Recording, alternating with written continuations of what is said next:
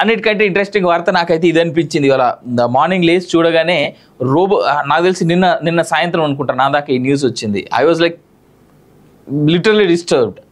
Robo suicide, మనుషుల మాదిరిగానే పని ఒత్తిడి తాళలేక 6.5 అడుగుల ఎత్తు నుంచి దూకి ఆత్మహత్య. సౌత్ కొరియా గుమి సిటీ కౌన్సిల్ ప్రకటన. వినడానికి కాస్త విడ్డూరంగా ఉన్న ఫస్ట్ టైం ఓ రోబో సూసైడ్ చేసుకున్నది. ఆగస్ట్ 2023 నుంచి సౌత్ కొరియాలోని గుమి సిటీ కౌన్సిల్లో ఉద్యోగం చేస్తున్న ఈ మెకానికల్ హెల్పర్ అంటే రోబో మనుషుల మాదిరిగానే వర్క్ ప్రెజర్ తట్టుకోలేక 6.5 అడుగుల ఎత్తు నుంచి దూకి ఆత్మహత్య చేసుకున్న ఈ విషయాన్ని గుమి సిటీ కౌన్సిల్ గత నెల 26న ప్రకటించింది.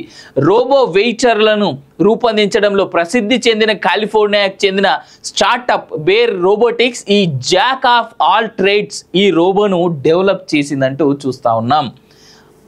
ఫ్యూచర్లో ప్రపంచం రోబోలమయం అయిపోతుందని, మనుషుల పనిని పూర్తిగానే అవే చేసేస్తాయని చర్చ జరుగుతోంది. కానీ తాజా పరిణామం చూస్తుంటే మాత్రం అలా ఉండదేమో అనిపిస్తుంది.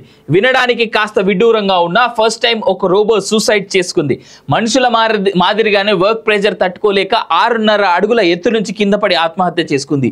ఈ విషయాన్ని సౌత్ కొరియాకి ఇలా ఆల్రెడీ చెప్పింది. ఇది అయితే ఆగస్ట్ 2023 నుంచి ఈ ఉద్యోగం చేస్తూ ఉంది. ప్రతిరోజు ఉదయం 9 నుంచి సాయంత్రం 6 గంటల వరకు ఎలివేటర్లను ఉపయోగించి ఆ బిల్డింగ్లోని అంతస్తుల మధ్య అలసిపోకుండా కదులుతూ ఉండేది. కానీ సూసైడ్ చేసుకునే 2 రోజుల ముందు నుంచి రోబో కాస్త భిన్నంగా ప్రవర్తించిందని తోటి ఉద్యోగులు చెప్తున్నారు.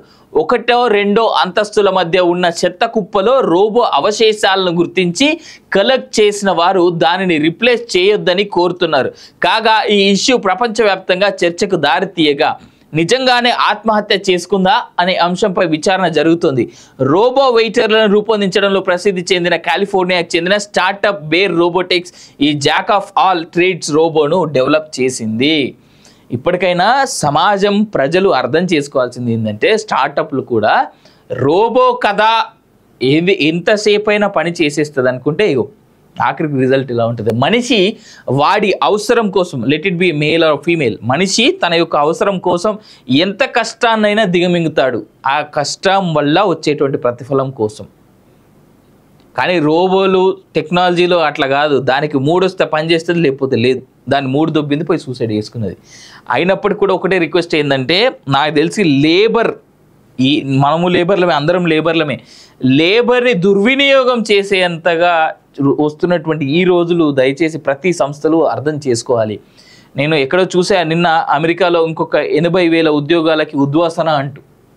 అండ్ యుఎస్ నుంచి నిన్న వచ్చినటువంటి ఇంకో సమాచారం ప్రకారం ఏంటంటే, ఇప్పటి వరకు H1B వీసాల పైన వెళ్ళినటువంటి వాళ్ళలో 80% మందికి ఇంకా ఉద్యోగాలు లేదట ఇండియా నుంచి వెళ్ళినటువంటి వాళ్ళలో. సో దయచేసి టెక్నాలజీ మారుతూ ఏం జరుగుతూ ఉన్నా కానీ ఉద్యోగ కొరత అనేటువంటిది భారతదేశంలో కానీ ప్రపంచవ్యాప్తంగా కనిపిస్తూ ఉన్నది.